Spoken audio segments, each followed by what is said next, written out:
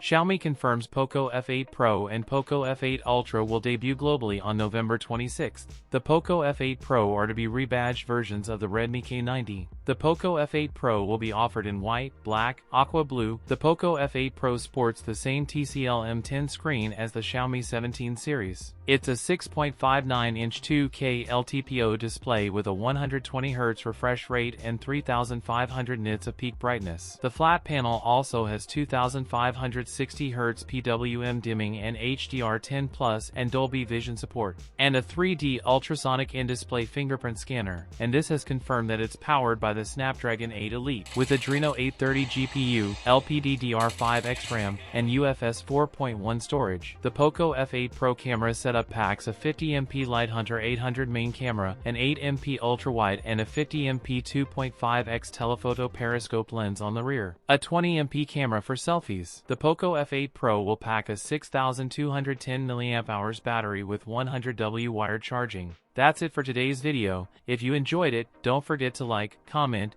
and subscribe for more content. Thanks for watching, and I'll see you in the next one.